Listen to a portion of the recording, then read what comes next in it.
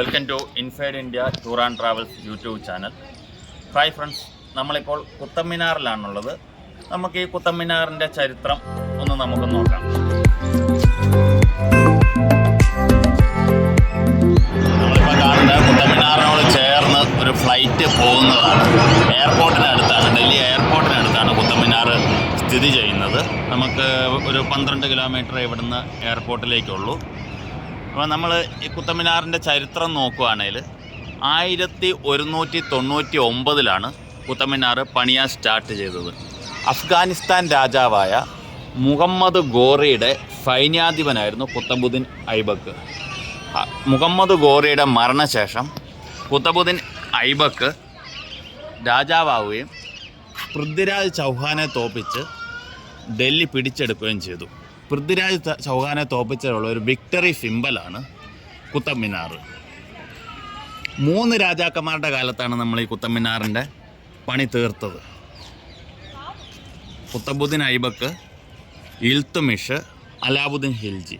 കുത്തബുദ്ദീൻ ഐബക്ക് ഇതിൻ്റെ ഒരു base foundation ഇട്ടതേ ഉള്ളൂ. ബാക്കി ഇതിൻ്റെ പണി തീർത്തത് ഇൽത്തുമിഷാണ്.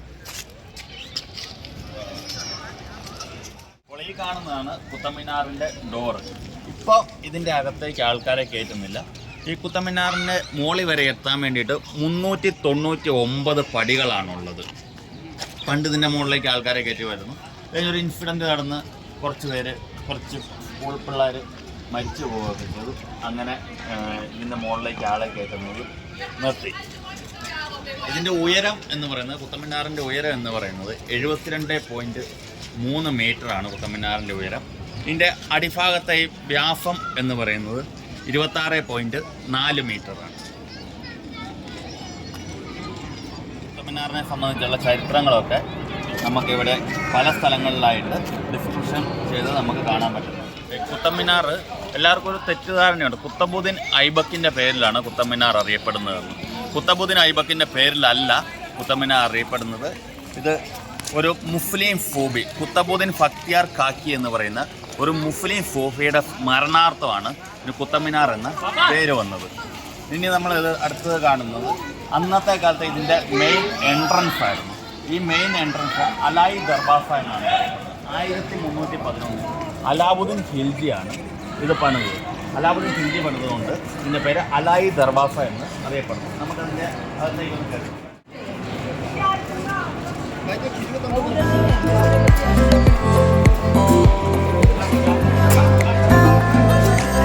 വളരെ മനോഹരമായിട്ടാണ് ഇതിൻ്റെ അകത്ത് പണിതിരിക്കുന്നത്. അന്നത്തെ പ്രത്യേകത എന്ന് പറഞ്ഞാൽ ഇന്നത്തെ പോലത്തെ ഒന്നും മിഷനറിയോ കാര്യങ്ങളോ ഒന്നുമില്ല. ഇതെല്ലാം അന്ന് കൈകൊണ്ട് തന്നെ പണിതതാണ്. ഒരുപാട് ആൾക്കാരുടെ കഠിനാധ്വാനമാണിത്.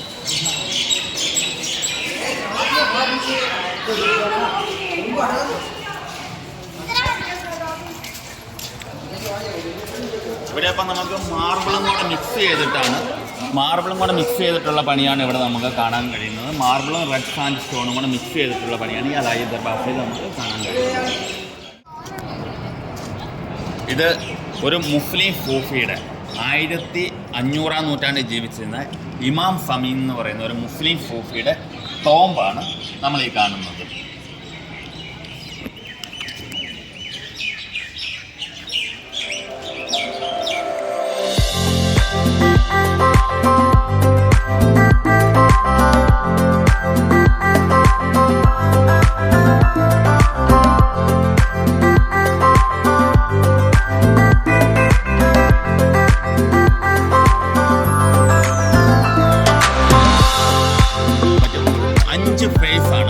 കുത്തബ്മിനാറിനുള്ളത്. ആദ്യത്തെ 3 ഫേസ് റെഡ് സാൻഡ് സ്റ്റോൺ കൊണ്ടും അതിന് മുകളിലേക്കുള്ള 2 ഫേസ് മക്രാന മാർബിൾ കൊണ്ടുമാണ് പണിതിരിക്കുന്നത്.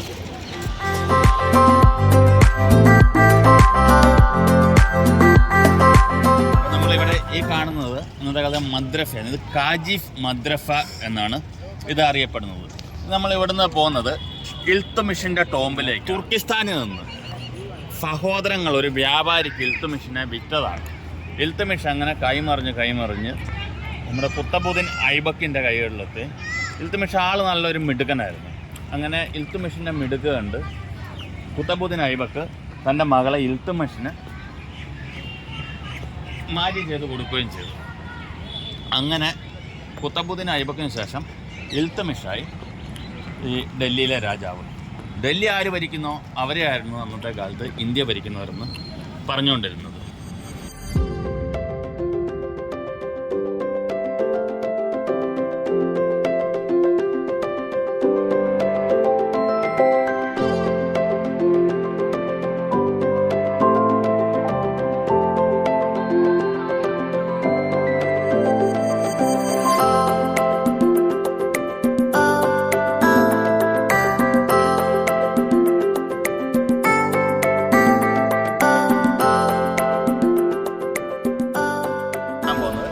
ഇൽത്തുമിഷിൻ്റെ ടോംബാണ്, സിംബോളിക്കാണ്.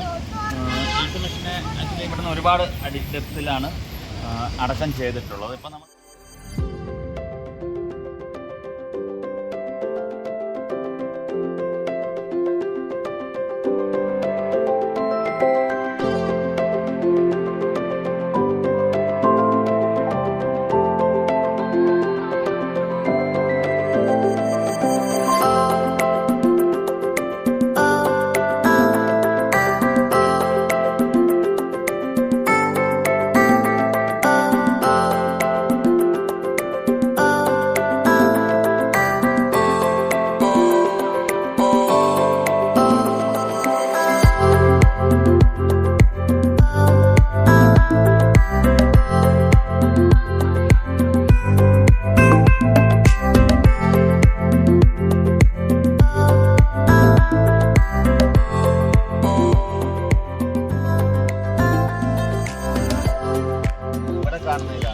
അലായി മിനാർ. അലായി മിനാർ എന്ന് പറയുന്നത് അലാവുദ്ദീൻ ഖിൽജി ഇത് പണിയാൻ സ്റ്റാർട്ട് ചെയ്തതാണ്. കുത്തബ് മിനാറിൻ്റെ ഇരട്ടി ഉയരത്തിൽ പണിയാൻ വേണ്ടിയിട്ട് തുടങ്ങിയതാണിത്. അലാവുദ്ദീൻ ഖിൽജിയുടെ മരണത്തോടുകൂടി ഇതിൻ്റെ പണി നിന്നുപോയി. 24.4 മീറ്ററാണ് ഏകദേശം ഇതിൻ്റെ ഉയരം വരുന്നത്. അലാവുദ്ദീൻ ഖിൽജിക്ക് ശേഷം ആരും ഇത് പൂർത്തീകരിക്കാൻ ഇല്ലാണ്ടായിപ്പോയി. അങ്ങനെ അതിൻ്റെ പണി അവിടെ നിന്നുപോയി.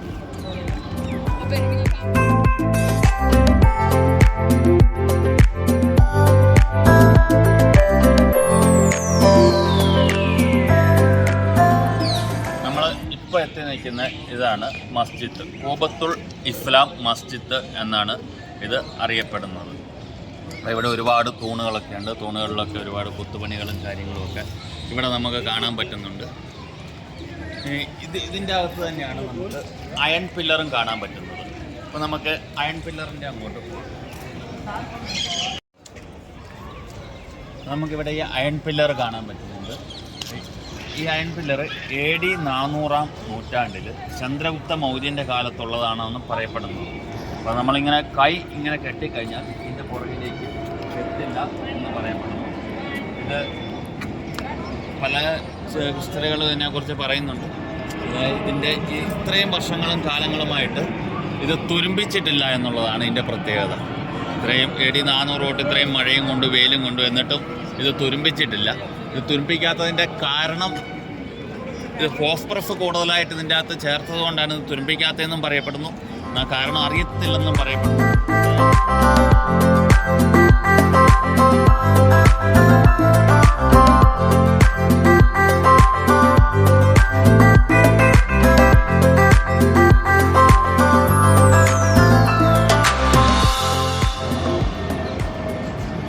നമ്മളിന്ന് കുത്തബ് മിനാറിൻ്റെ വിശേഷങ്ങൾ കണ്ടു. അടുത്ത ദിവസം നമുക്ക് ഡൽഹിയിലെ മറ്റൊരു സ്ഥലത്തിൻ്റെ വിശേഷങ്ങളുമായിട്ട് ഞങ്ങൾ വരുന്നതായിരിക്കും. അപ്പം നിങ്ങൾക്ക് ടൂറോ Delhi north east north India എവിടെ വേണേലും ടൂറിന് വേണ്ടിയിട്ട് ഞങ്ങളെ കോൺടാക്റ്റ് ചെയ്യുന്നതാണ്. ഡൽഹി, ആഗ്ര, ജയ്പൂർ, ജയ്സൽമീർ, കുളു, മണാലി, ഷിംല എല്ലായിടത്തേക്കും ഞങ്ങളുടെ സർവീസുകളും ടൂറും എല്ലാം ഉണ്ടായിരിക്കുന്നതാണ്. ഞങ്ങളുടെ പാക്കേജുകൾ എടുക്കാൻ വേണ്ടിയിട്ട് ഞങ്ങളെ കോൺടാക്റ്റ് ചെയ്യേണ്ട നമ്പറും ഞങ്ങളിവിടെ കൊടുക്കുന്നുണ്ട്. അപ്പോൾ ഏത് ടൂറും ഡൽഹിയിലുള്ള ഏത് ടൂറും ഞങ്ങളെ കോൺടാക്റ്റ് ചെയ്യുക. നോർത്ത് ഇന്ത്യയിലേക്കുള്ള ഏത് ടൂറും ഞങ്ങളെ കോൺടാക്റ്റ് ചെയ്യുക. അതുപോലെ ഞങ്ങളുടെ ചാനൽ സബ്സ്ക്രൈബ് ചെയ്യുക. ഇഷ്ടപ്പെട്ടാൽ ലൈക്ക് ചെയ്യുക, ഷെയർ ചെയ്യുക. Thank you.